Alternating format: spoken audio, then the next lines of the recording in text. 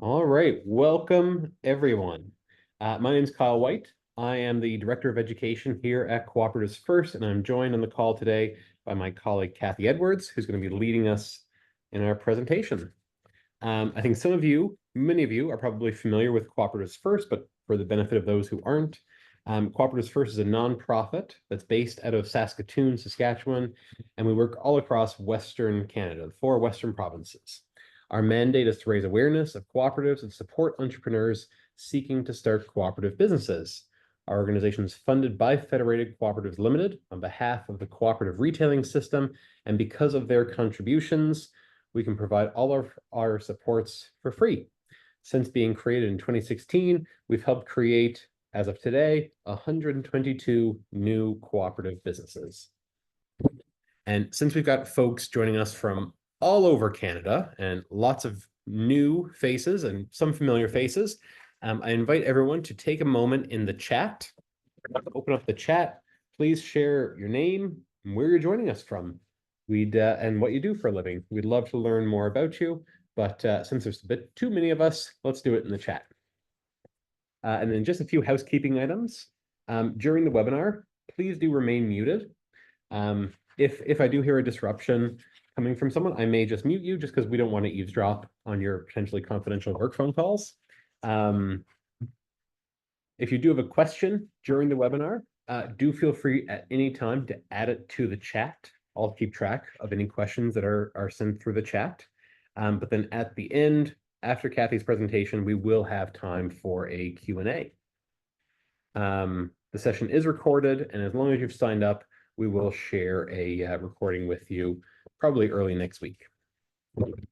Okay, and we do want to begin our webinar in a way, so I'd like to start with a land acknowledgement. I'd like to acknowledge that Cooperatives First is located in Saskatoon, which is on the 6th territory, home of the Cree, Saulteaux, Dene, Dakota, Lakota, Nakota, and Métis nations.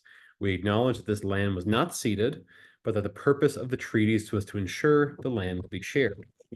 We're joined in this webinar by people from all across Turtle Island, so I invite you to acknowledge the peoples and ancestors of the place that you call home.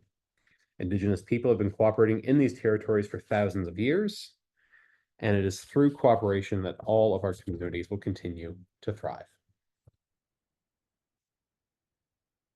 Hey, I'd now like to introduce our special guest, our speaker for the day, Kathy, who's the entrepreneur in residence here at Cooperatives First. Kathy is a serial entrepreneur from Saskatoon. She holds a Bachelor of Commerce degree from the University of Saskatchewan and a law degree from the University of Calgary. She has worked professionally in large corporate environments, clerked for the Court of Queen's Bench and Appeal for the province of Alberta, and practiced at notable law firms in Alberta and Saskatchewan. Kathy left private practice to pursue entrepreneurial ventures and hasn't looked back. She has a passion for startups and has successfully launched and managed several ventures, including a nonprofit cooperative. She also supports startups at Cooperatives First through coaching and business planning, and joined the team as the part-time entrepreneur in residence in 2022. She was recently awarded the YWCA's Woman of Distinction Award for Entrepreneurship in 2023 and is heading up Cooperatives First project to assist the expansion of affordable childcare in rural and Indigenous communities. Kathy, we're always glad to have you with us. Over to you. Thanks so much for the introduction, Kyle. I'll share my screen here, which should... Is that successfully sharing on your end, Kyle? No, not yet. Okay. Always, and we just tested this. Okay. Now we're good. Okay, and I'm just going to put it into presentation mode. Perfect. There we have it. Looking good? Excellent. So first and foremost, I also wanted to say thank you for all of the folks who rescheduled. We had originally planned to host this webinar back in September, but I have a little bit of a head injury still, so I apologize if I buffer a little bit. I've got lots of notes to guide us through this conversation, but I wanted to thank you for allowing us to recalibrate and present in October. So today's topic is on donations and sponsorships for co-ops, and it's certainly a topic that is near and dear to my heart, and a trench I walk in each and every day, both in my own organizations and with the many cooperative groups that I have the pleasure of coaching. So as Kyle mentioned, I'm the entrepreneur in residence, and notwithstanding all of the great experiences I've had in my professional career, working with co-ops and cooperatives first is certainly the pinnacle of my experiences to date. It's great to work with so many startup organizations. And there's such a wide variety and a unique number of groups that I've been able to sort of distill and pull some of those experiences from that wide variety to present to you today. So a big part of my coaching here at Cooperatives First is to help groups define strategies to successfully pursue funding from whatever stream is relevant to them. So as an homage to Co-op Week, I'll be sharing these experiences and strategies from several of these unique co-ops that I've had the pleasure of working with. I hope to keep a good amount of time for engagement and dialogue afterwards, and to keep this as conversational as possible. If there is a burning question during the presentation, by all means, raise your hand. Kyle and I will do our best to address them as they pop up. So this webinar, the topic is really focused on a grassroots approach to fundraising. It is looking to provide insights in fundraising that is outside of a commercial or conventional lending stream or the more formal grant writing process. This is our agenda for today, and I know there will be attendees from multiple different phases of development, as well as a wide variety of enterprises. So I'm hopeful that there will be some content to resonate with each of you. When working with groups, I try and personally bring value by evaluating their specific needs and crafting solutions that are specific to the group. So it is very difficult to create a one-size-fits-all presentation for how to successfully community fundraise, but there are certainly some strategies that can be employed in all contexts. So on our agenda, we're going to have a brief review of the cooperative structure and the key distinctions between charities and not-for-profits, as this is a question that comes up to me all the time. We're going to talk about what it looks like to get investment ready. We're going to discuss community engagement strategies and different avenues to seek support. We'll talk a bit about revenue generation and ideas for building sustainability for your not-for-profit. And then a little mop-up, which I like to call "It Can't Hurt to Ask," and some of the best advice that I've received on my own fundraising efforts.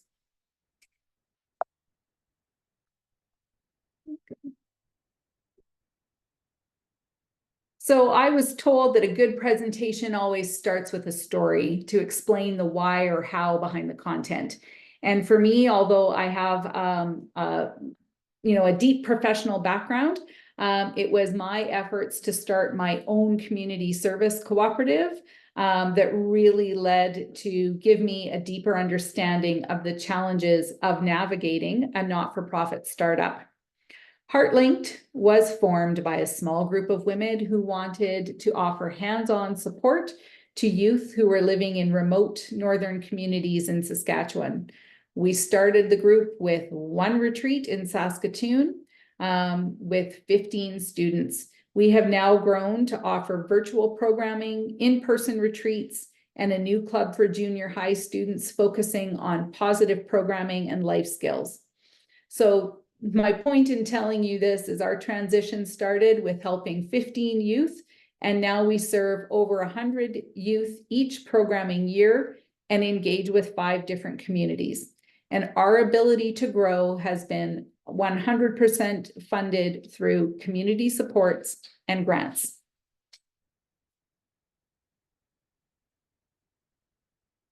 So before we dive into the really juicy content about strategies to secure sponsorship and corporate support, I want to ensure that there is clarity on the legal side of the equation. There is often confusion about the overlap between a not-for-profit and a charity, and it is one of the questions I am asked most often by startups. It is assumed for the purposes of this session that we are focusing on not-for-profit corporations, or sorry, cooperatives, who are primarily community service cooperatives. So in the not-for-profit and charitable sector, securing conventional financing can often be a challenge and pose a significant hurdle. So finding sources of community partnership and community-based funding are usually the most common pathways to get started.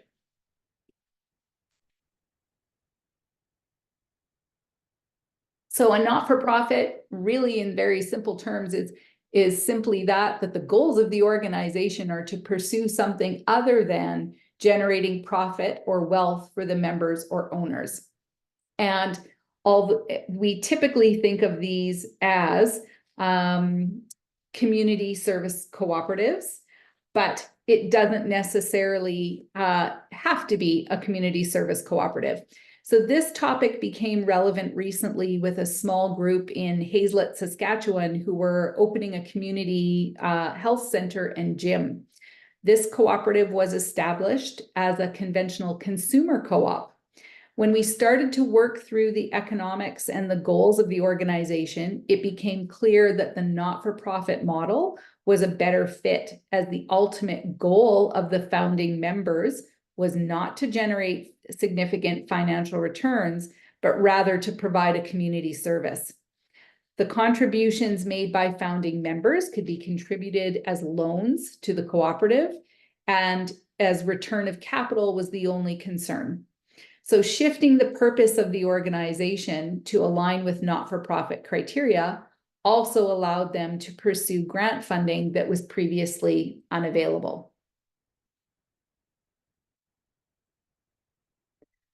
Charitable status, as opposed to a not-for-profit, the key hallmark there is that there is the ability to issue tax receipts to individuals. And it is very highly regulated by the Canada Revenue Agency. And so there are a number of thresholds or criteria that need to be met in order to operate as a charity.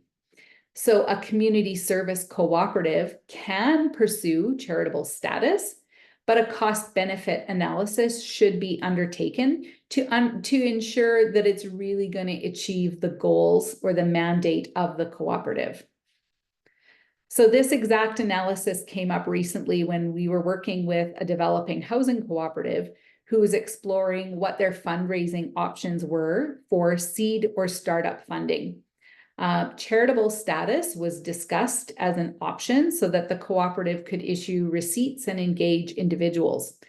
However, given the fact that the funding timeline for them was only for the seed funding, it didn't make sense to pursue charitable status for long term. So going through the scrutiny to obtain charitable status didn't make sense because they would be subjected to audit and a number of other criteria which wouldn't work for them long term. Really, the key question to evaluate is whether or not your cooperative will have a long-term reliance on individual personal donations to be successful. So just as a mop-up on that topic, the key points are both not-for-profits and charities can operate without paying income tax. And there's the asterisks there that we aren't giving tax advice, but certainly they operate under a different spectrum than a for-profit entity. Neither type of organization will accrue wealth or assets for the benefit of the owners. Only charities can issue tax receipts. Not-for-profits can issue tax receipts to individuals. Not-for-profits can issue a receipt for a contribution from a corporate entity only, but there are reporting criteria that must be followed.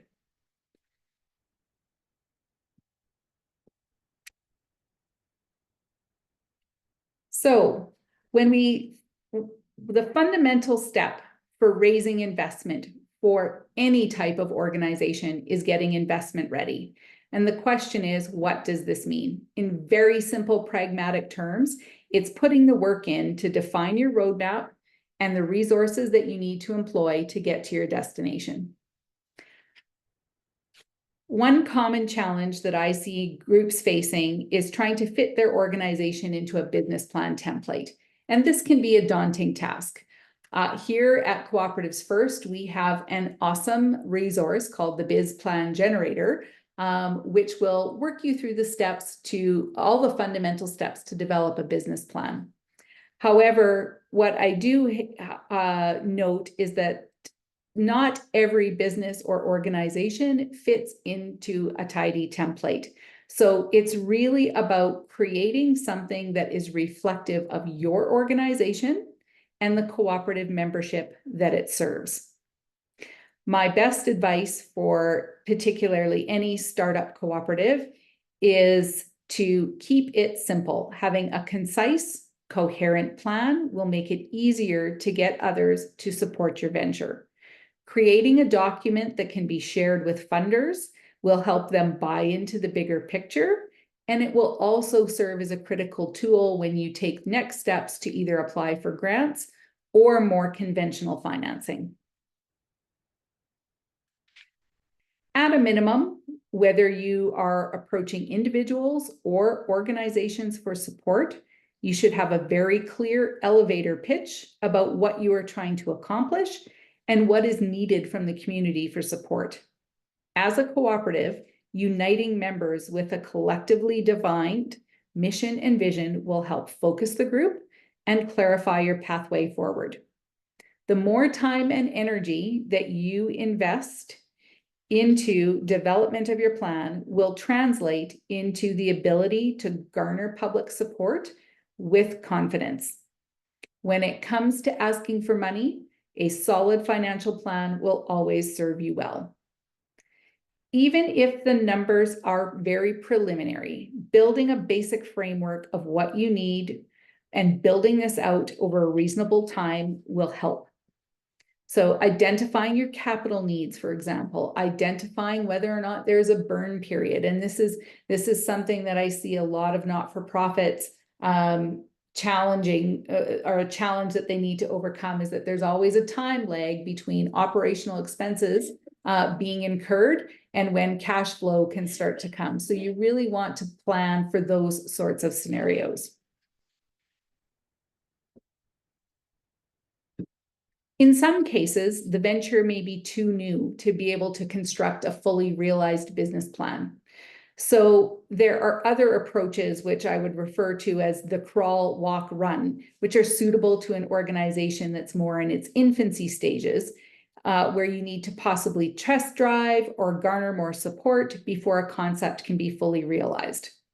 A good example of an executive summary approach is applicable with a team we're working with who is developing or pursuing cooperative housing in Edmonton.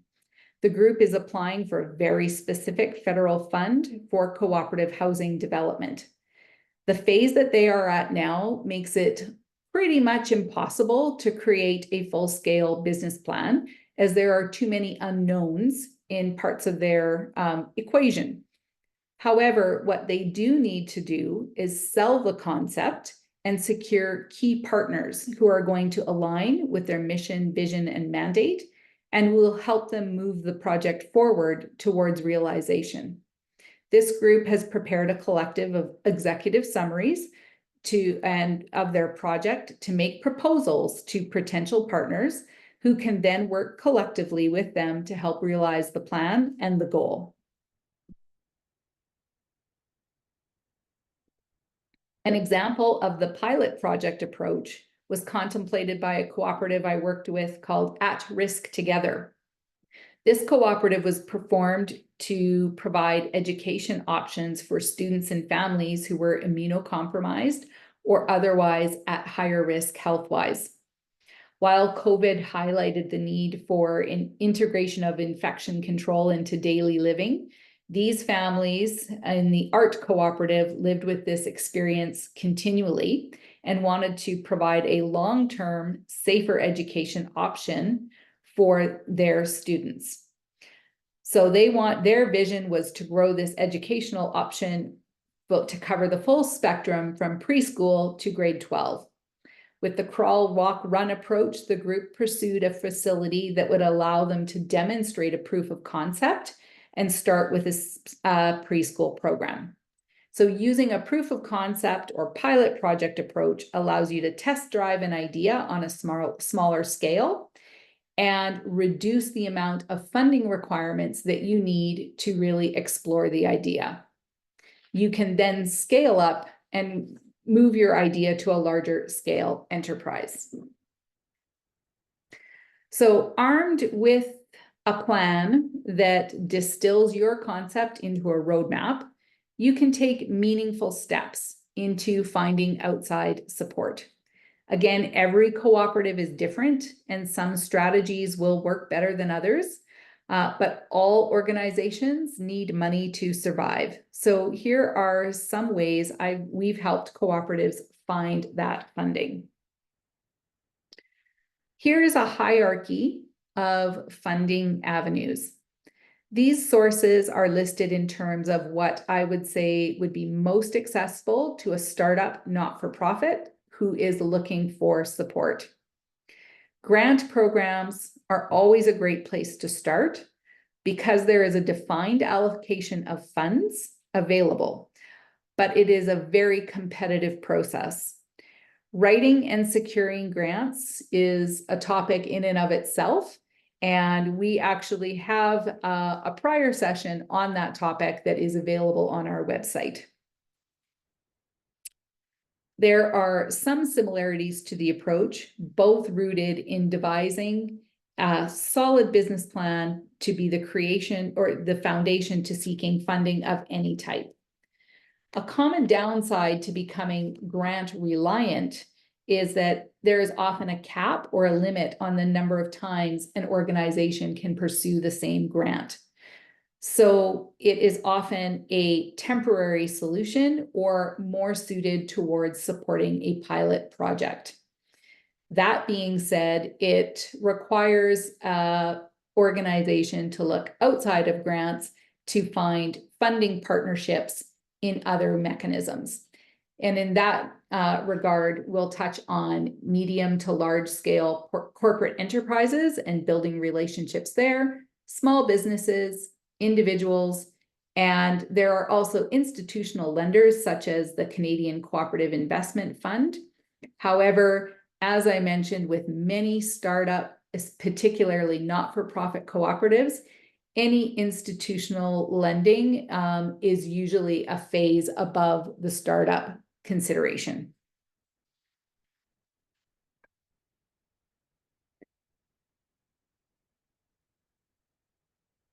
So identifying potential funders, larger scale organizations.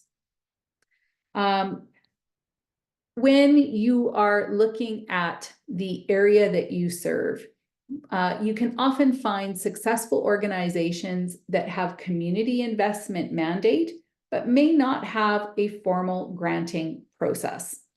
On this note, I want to share some examples from my experiences seeking funding with a number of cooperatives, including my own, in assisting with strategizing how to support the community or how to approach the community for support.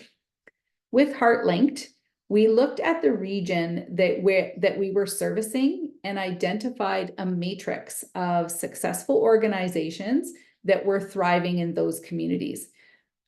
In particular, so Northern Saskatchewan, it was mining, resource extraction, community planners, and service providers. We then created an executive summary of what our programming was all about and connected with these organizations to establish our mutual commitment to these communities. We had dialogue about what the support could look like. In many organizations, or many cases, organizations want the opportunity to learn what your cooperative is all about before making a long-term commitment. So creating opportunities for engagement is really, really key. Volunteer activities or hands-on support is a great way to build these relationships and move towards longer-term support. With HeartLinked, for example, we now have 3 long-term relationships with funders who are connected to the communities we serve, but we've built those relationships outside of the classical granting process by looking at synergies between the work that we do and the communities that those organizations serve. Another example that is very relevant on the landscape is the creation of not-for-profit childcare centers. And although there is grant funding available to those organizations, groups still need to fundraise and seek support in addition to those grants to ensure financial viability. We had a number of groups who were approaching employers in the area about donating and funding the childcare centers. And they were finding that when they emailed or applied to the info or generic inquiry lines, their responses were, or their efforts were going unnoticed. So approaching an organization from a different angle may yield a different result. For example, we had some childcare centers reach out to the human resources representatives of the larger scale organizations in the community. And they asked if a lack of childcare was a barrier to hiring and retaining staff. This opened the door for the organization to become involved in the project because we identified a problem that the organization could solve. So the motto here is to really think outside the box. You want to create a value proposition and find alignment between what your organization is doing and the group that you're seeking support from. So for engagement with small businesses and organizations, you want to try and identify mutual wins. So a great way to propel a startup is to partner with other organizations and leverage the strength that can be gained from collective efforts. This is a common approach used in grant writing, where smaller not-for-profits join forces with more established charitable groups to pursue funding. Similarly, finding an organization that is complementary to your cooperative is an opportunity to partner. And I will touch on that later when we dive into one of my all-time favorite cooperatives, the Village Cooperative in Winnipeg. With respect to joint initiatives, the best way to engage a small business is to think like a business. Determine if there are ways that you can collaborate to develop mutual wins. A great example of this are specific promotions or events that a business can host in support of a cause. As a large-scale reference, think of Federated Co-op's Fuel Good Day. Taking this same concept, but applying it on a smaller scale, can have a great impact both for the small business and the cooperative that can benefit from a share of the profits. Both groups gain positive exposure, and it presents an opportunity to build a longer-term partnership. With in-kind support, you need to think about creative ways that the community can support you, because not every organization may be able to offer cash, but they may be able to offer other types of support that will be equally beneficial to your cooperative. This can range from anything from food supplies to professional services like accounting. So again, hearkening back to having a clearly defined plan of what the co-op needs to get started will also help identify areas where in-kind support would be most beneficial and who you could potentially seek those services or supports from.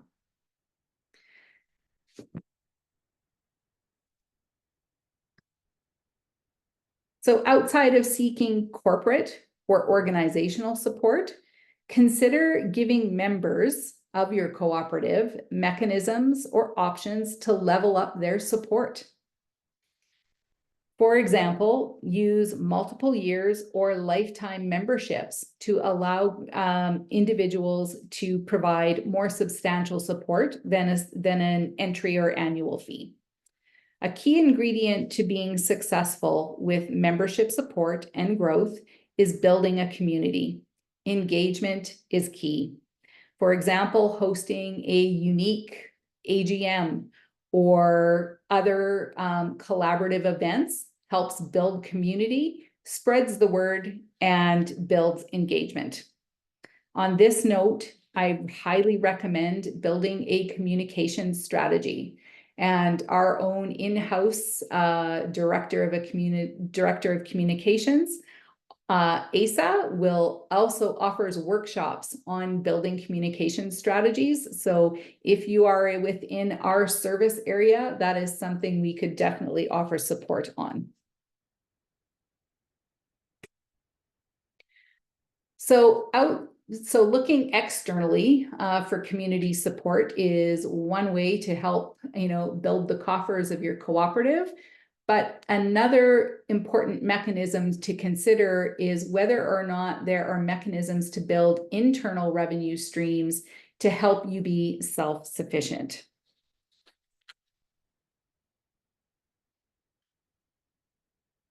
I've had the pleasure of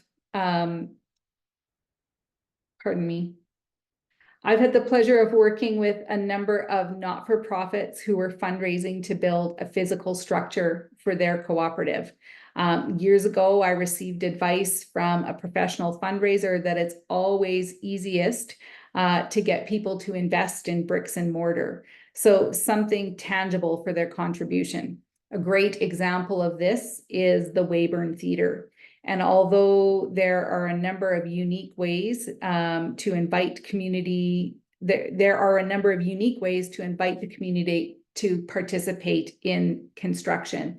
So they sold, for example, naming rights to the concession, naming rights to the building, but broke it down right to the level where they also had a walk of fame. So individuals could purchase a brick in the pathway, or more substantial corporate donations could provide the naming rights to parts of the facility.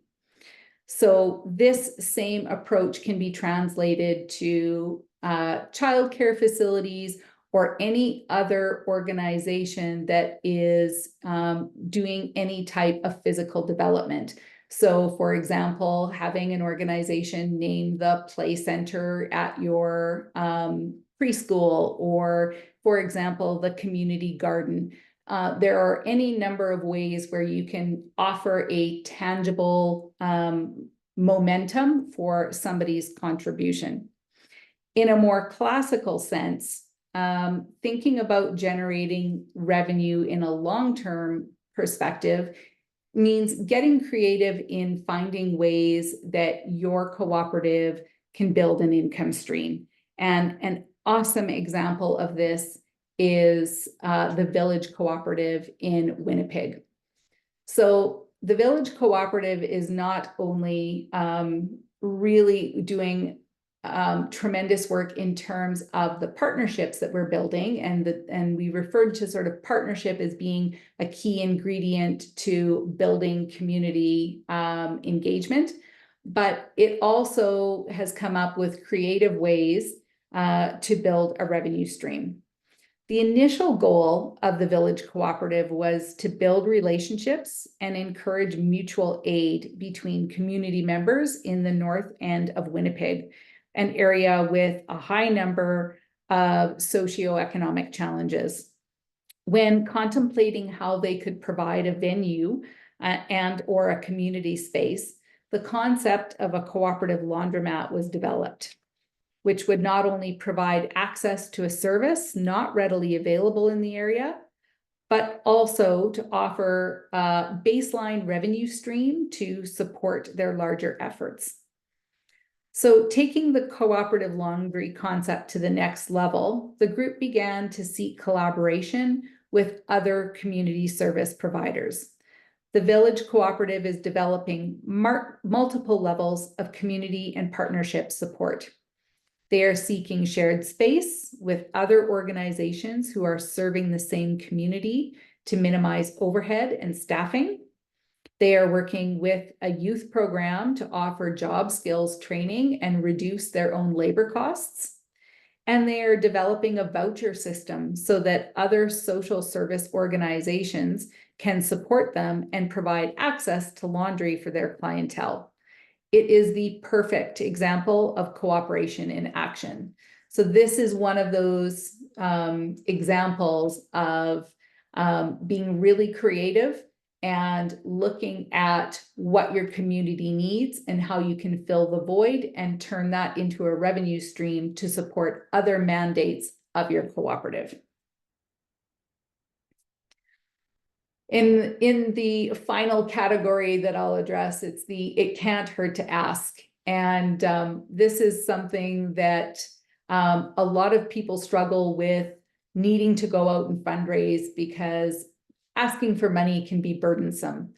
But I think that if you sort of take the mindset that it's about presenting an avenue for engagement, particularly with the community, it can yield good results.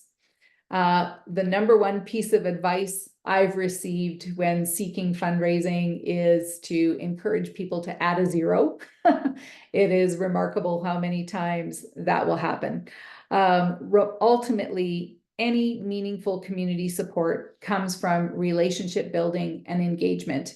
So building your plan, creating resources to support and define who you are, what you're about, and what you're looking for will really help you zero in and identify other organizations who you can develop alignment and support with. So though that is the end of my formal presentation, I will turn it over to Kyle to address any questions in the chat.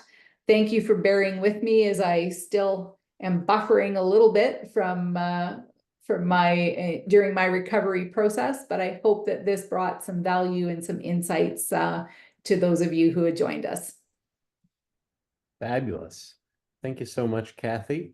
For those interested, of course, it is Co-op Week. And so we thought it appropriate to have a double header of webinars. We're doing our fundraising webinar today. And if folks want to join us again tomorrow at 2 p.m.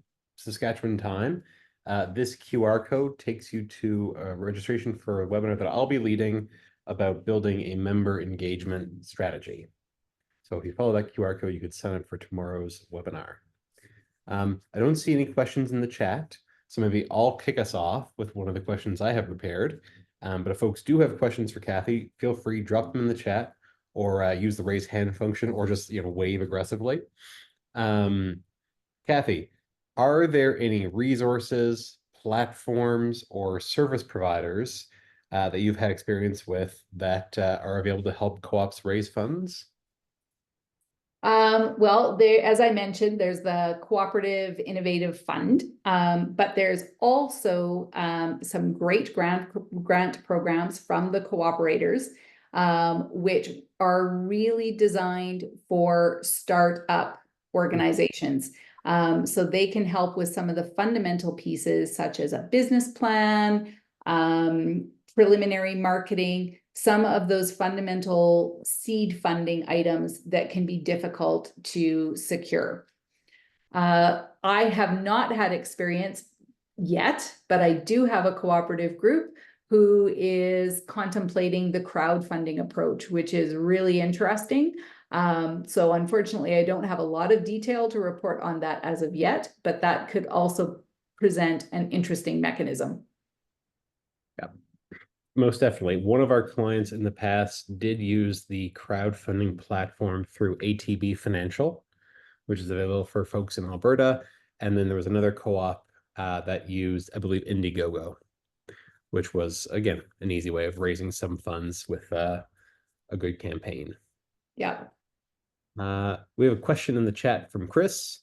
Any kind of template or timeline for fundraising activity available?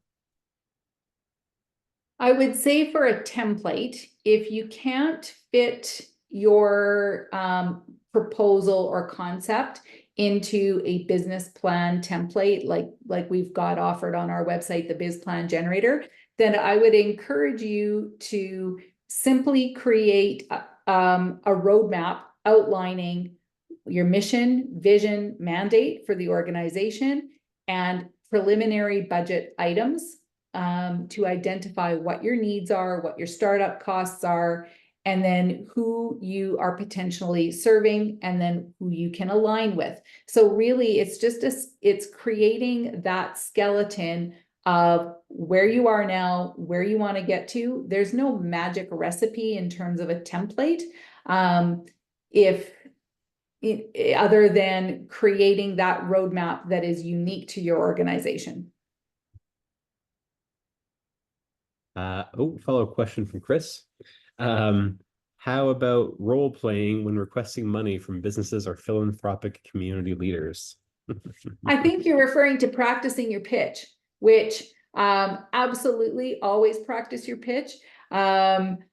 Normally I'm a little bit more eloquent, but absolutely the recipe for success, and why I encourage all groups, whether they're have a fully realized business plan or not, is to go through that exercise of really working through all of those details, because then you have that confidence and the understanding of what you need to deliver in order to present a good ask. Absolutely. And to echo Kathy's note there, I will note for folks, for Co-op Week, Cooperatives First has brought back our Team Up on a Startup pitch contest. So I've just linked in the chat. If you want to check out our online course, you can also give us your best pitch for a new cooperative and be entered to win up to $15,000 in business support. Yeah. Okay, any other questions from Kathy?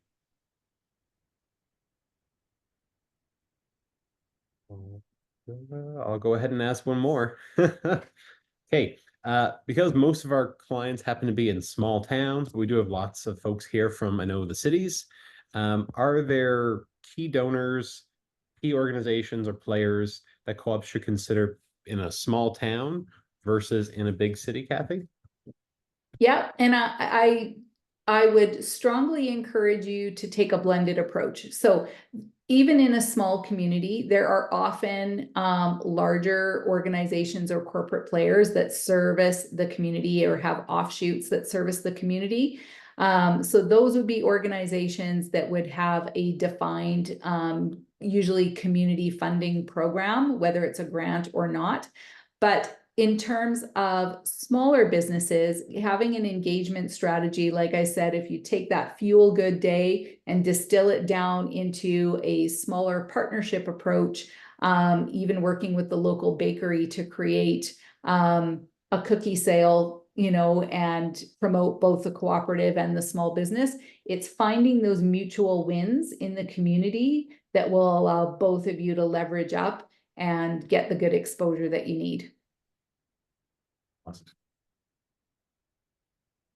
Hey, any other questions for Kathy? Not seeing any in the chat, not seeing any raised hands. Nobody with their video on is waving frantically. Oh, there we go. Keith has his hand up. Go ahead, Keith. As soon as I unmute myself, I was frantically trying to type an introduction to my question and realized I'm too pitiful at typing today. Anyway, it's great to see attendees from Quebec all the way to BC and even from Ghana. That's amazing. Our co-op in northern BC and Alberta is currently trying to build and operate a small utility-sized solar electricity farm to connect to the grid, just under 5 megawatts. But we've run into some political roadblocks, and our project has been approved for construction, the only one, I think, this year in Alberta. But investors are not jumping forward to fund it because of the unsettled or the unclear prospects of income from solar electricity generation right now. So I'm wondering, this is a $10 million project. I'm wondering if this webinar or Kathy has any advice on pursuing perhaps $7 million worth of funding in a cooperative manner. We've got some public companies interested in funding, and of course they want to more or less take over the project from this pitiful little co-op that we are. So I was wondering if there are any alternatives to this venture capital route. So are you currently organized as investment cooperative? Yes, we are. Yeah. So, Yeah. and that's a challenge because, you know, with the nature of an investment cooperative, your investors are looking for a return. And whenever there's uncertainty in that regard, it creates a pretty significant barrier. So, you know, we've also worked with some other solar or renewable energy cooperatives who have contemplated looking at a not-for-profit model that would allow them to engage a wider cross-section of funding and promote the venture as supporting green energy as opposed to the generation of profits. In Alberta, you're pretty unique because you get to actually sell your output back to the grid, and not all provinces have that. So maybe looking at some of the other models that have shifted to not-for-profit in some of the other provinces may provide you some avenues. Thank you very much. Just sort of confirmed what we're encountering. But we have made it to the second round of the, what is it, Natural Resources Canada Electricity Innovation Grant. So kind of hopeful there. Thank you We'll very much. cross our fingers for you. Good luck. Right. Thanks, Keith. Any other, Yuba, you have a question? You are on mute though, it looks like.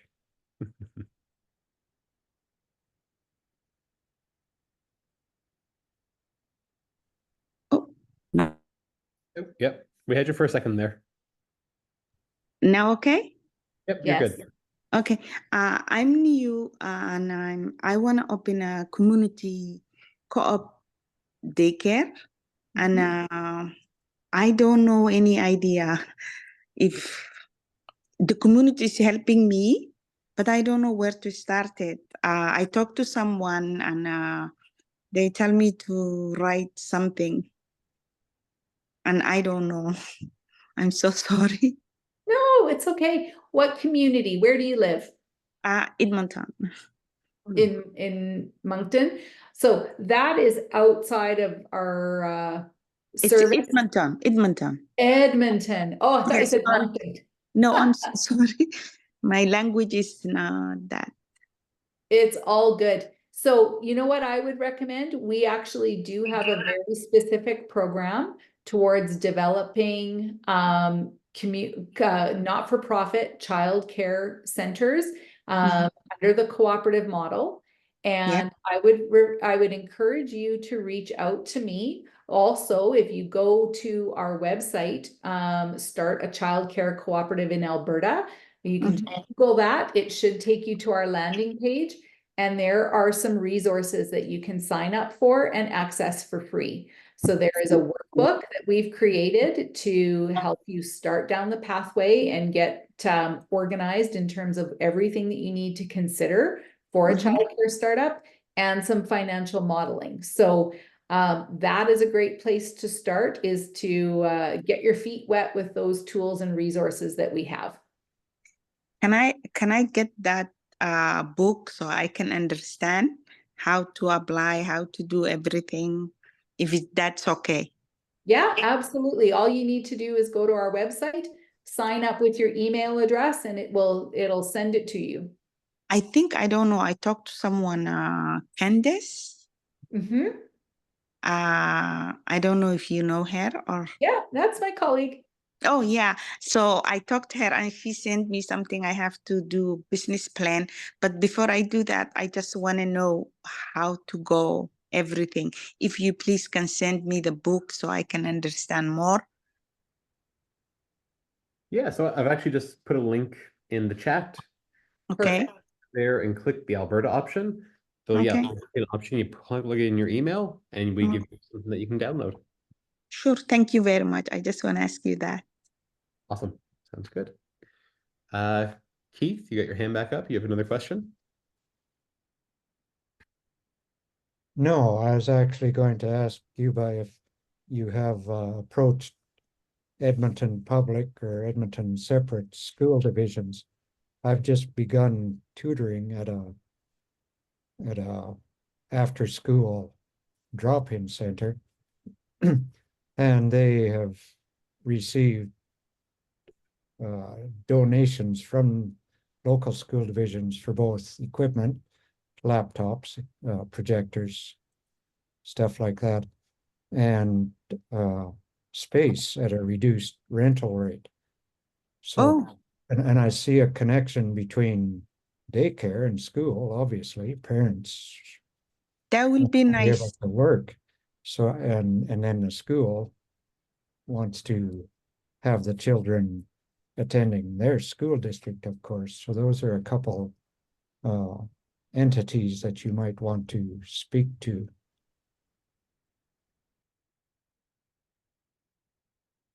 Yeah, good tip there, Keith. Appreciate that.